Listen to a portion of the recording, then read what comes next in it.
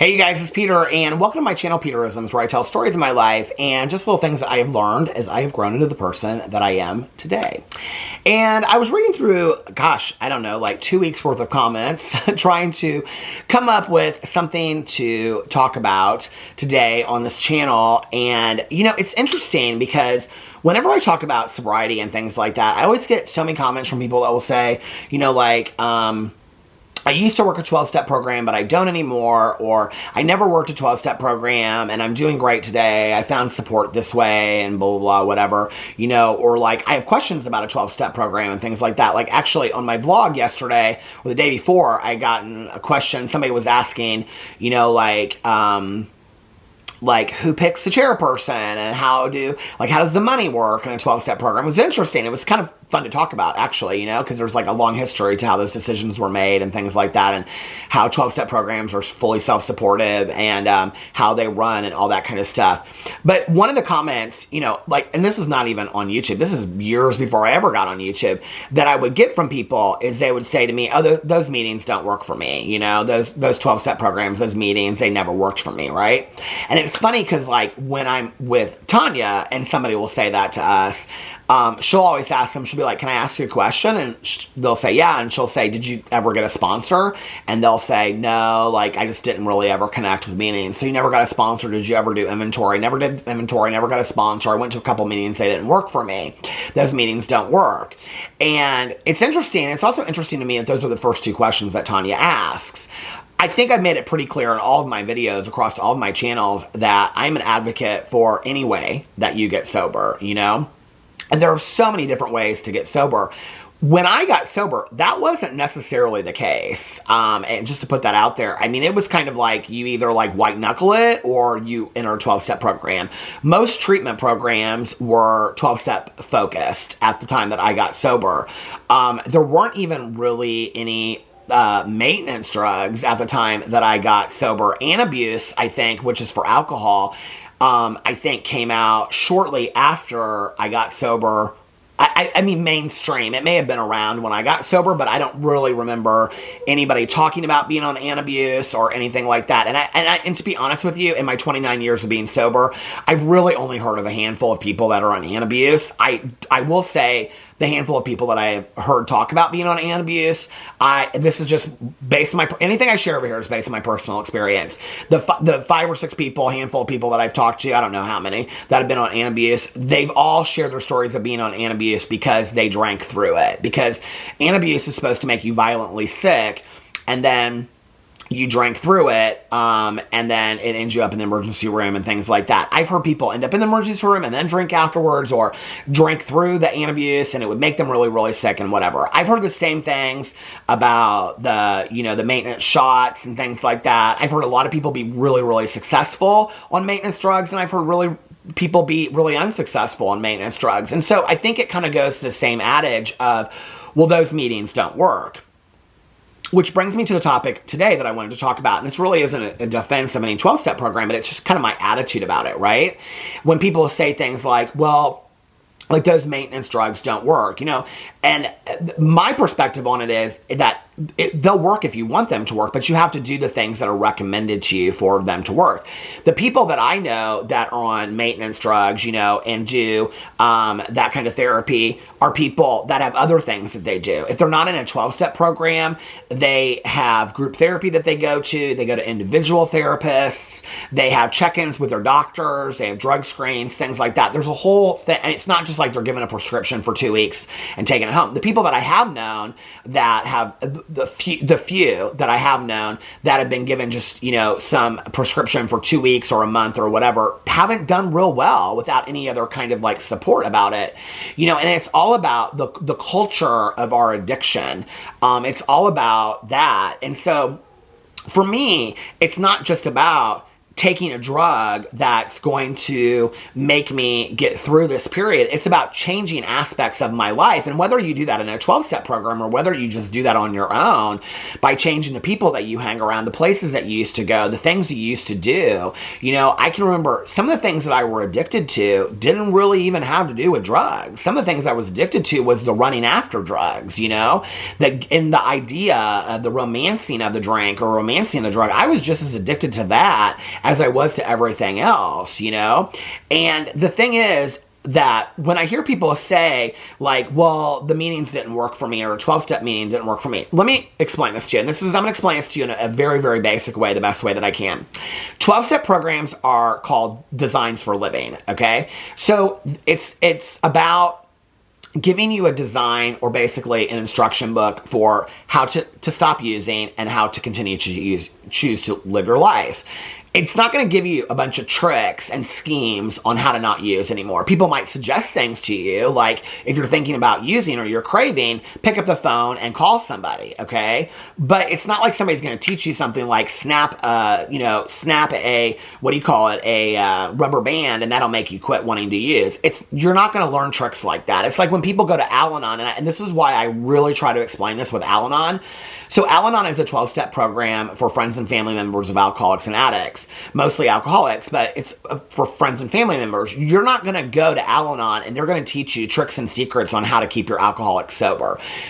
You're going to go to Al-Anon and they're going to teach you how to work on yourself. They're going to teach you how to get a sponsor in Al-Anon, how you're going to work steps in Al-Anon to work on yourself as somebody that has an alcoholic in your life. So just like we have drugs and alcohol, and our substance is drugs and alcohol for people on Al-Anon or Nar-Anon, which is a 12-step program for friends and family members of addicts, just like that, ours is drugs and alcohol. To the Al-Anon, it is the alcoholic or the addict, if that makes sense, if they're powerless sober. And so it's a design for living. It's not a cure. It's not everything in your life. I mean, I think a lot of people go to 12-step programs and they think I'm going to be cured. Like, this is going to be the cure for me, right? It's not about that.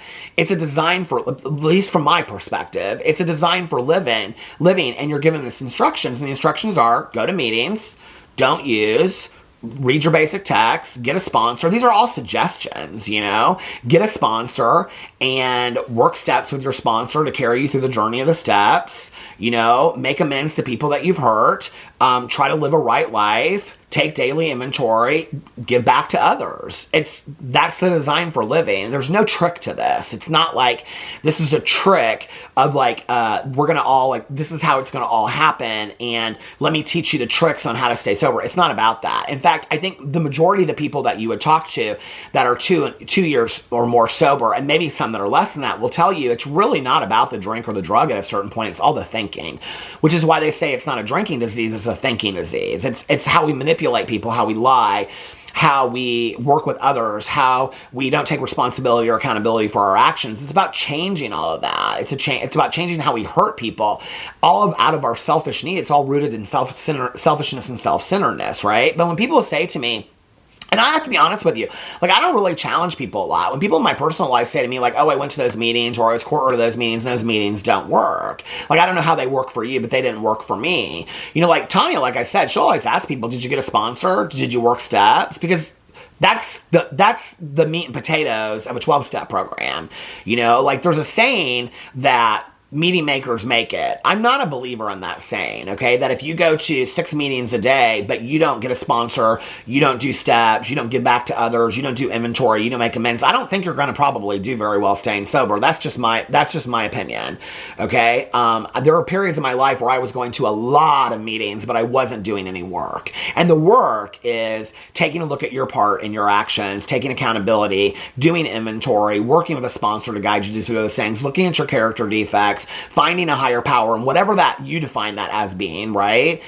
Making amends to people, living a correct life, a right life, carrying these principles out in all of our affairs, and then giving back to others. That's the program. That's this program didn't work if you say that. It's not just going to a meeting and thinking that by osmosis you're just going to stay sober. That's not it, you know? It's also like when people say to me, like, well, whenever I go to meetings, I always want to use more because people talk so much about using at meetings. I have to be honest with you. Unless I go to a lot of meetings where there are a lot of newcomers that are in and they're sharing their stories, I actually don't hear people talk a lot about, like, you know, unless they're talking about like they've been craving and it just kind of came out of the blue. I don't hear a lot of people. First of all, it's kind of like 12-step etiquette to not do drug stories or drinking stories in 12-step programs, to be like, yeah, this one time I was like at this party and I was like real drunk. Like, that's kind of like bad etiquette in 12-step program, you know?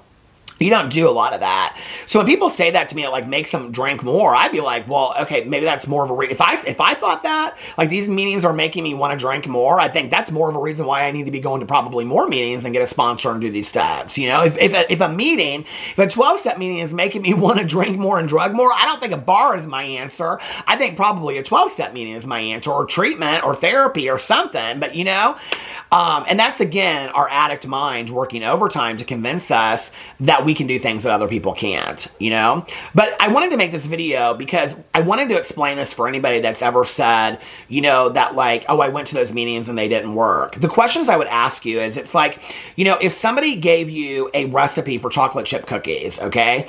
And the recipe called for, let's say, flour, sugar, baking soda, butter, you know, water, and chocolate chips, and you left out the chocolate chips and the butter and the sugar, and you handed that cookie to somebody and you said, okay, well, what do you think of this cookie? And they go, this cookie's nasty. And you go, yeah, it is nasty. This cookie didn't work. That recipe didn't work. Well, you didn't add the chocolate chips.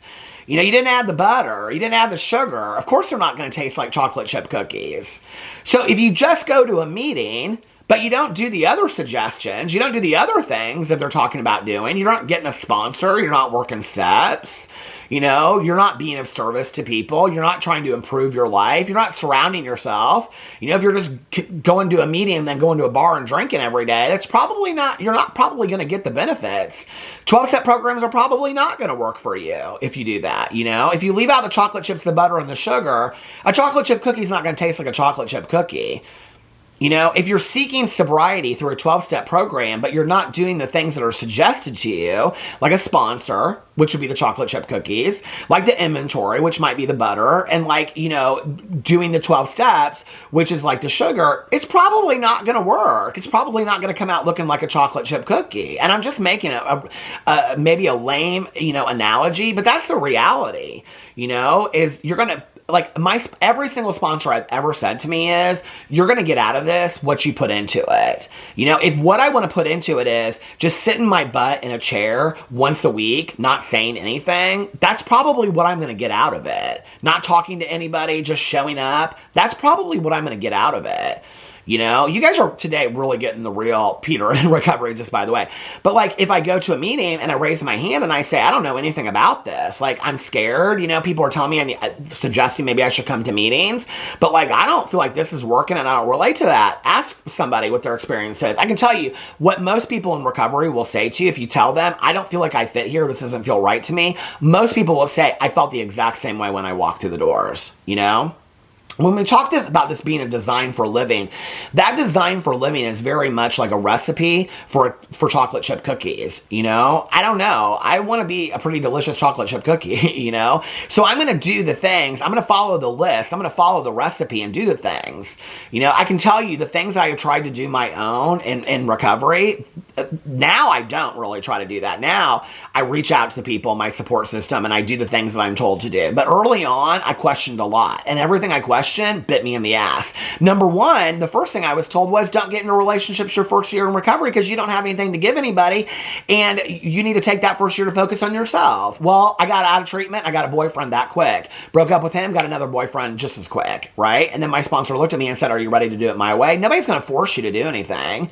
You know, nobody's going to tell you that you have to do anything. You don't even have to show up to a meeting. That's on you, you know?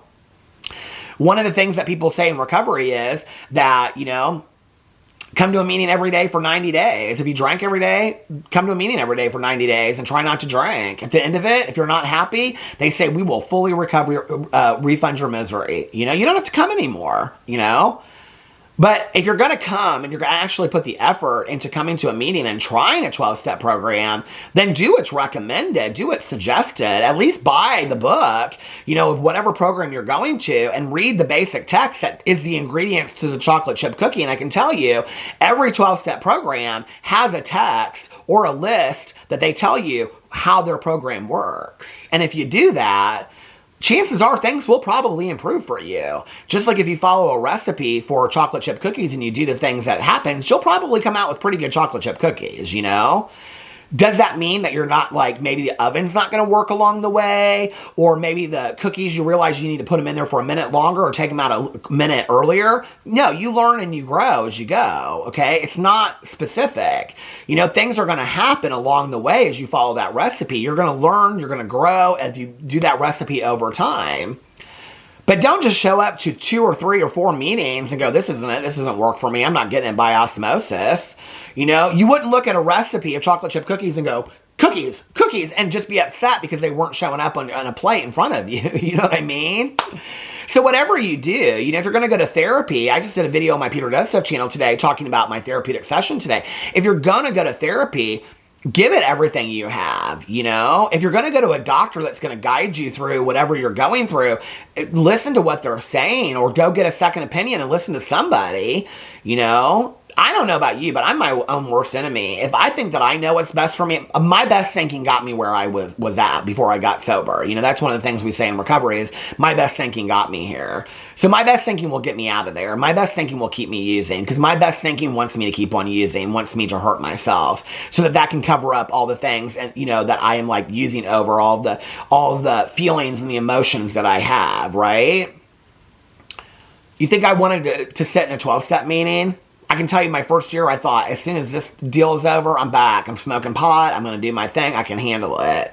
Little did I know I'd be sitting here 29 years later, you know, that one specific thing changed my entire life. So I guess I'm just speaking to 1 or 2 people out there that might be thinking that way, you know. If you've ever done it and you're still struggling out there, give it another chance. But go in and follow the full recipe, you know. Do what's recommended to you. Raise your hand, as scary as it is that first time, and say, I need a sponsor. You know, is there anybody here with a year or more clean time, sobriety time, that, you know, of the same gender, that has worked at 12 steps, that has a sponsor, that has a working knowledge of the 12 steps? That's what I need. I need somebody to guide me through these steps. And when that person says, call me every day, call them every day. You know, when that person says, we're going to sit down, we're going to start working steps, show up. When that person says, I want to see you face to face on, you know, Tuesday night at this meeting, show up, you know? And then after 3 or 4 months, see if it works. If it's still not working for you, chances are you probably aren't an alcoholic or an addict, and it was never going to work for you anyway. But I know a lot of people that have improved over 12-step programs that weren't alcoholic or addicts, you know? Or, I don't know, take it to somebody and be like, this isn't working for me, or try a different avenue. There's a million different ways to get sober out there today. And I don't knock any of them. I just don't want anybody to die anymore as a result of using. That's my main thing. I don't want anybody out there suffering or dying. You know, there's dying, and then there's people suffering for 30 years continuing to use, hurting people, bringing detriment to their lives, and most importantly, most profoundly, bringing detriment to their own life. I don't want that for anybody out there. So however you choose to get sober, do it, but put everything that you have into it before you walk away and say that doesn't work, you know? Because I want that peace and serenity for everybody out there. I really do. And I'm not saying that a 12-step program is the end all. You know, it worked for me. But I was reluctant and I was resistant to it when I got involved too. I didn't think it was going to work. I definitely didn't think I'd be here all these years later, you know? And I think that one of the things is that had I got sober at a time when there were a lot of different programs out there, a lot of different ways of thinking, I don't know. I would have been like, I don't know what to do. But just pick something, you know, that seems right to you and go with it. That's a 12-step program, give it all you got. If that's a maintenance program, give it all you got. If that's both, give it all you got. If that's therapy, give it all you got. If that's church, give it all you got. But do something. Do something for yourself, because you deserve it. And I love you guys, and I'll see you tomorrow. Bye.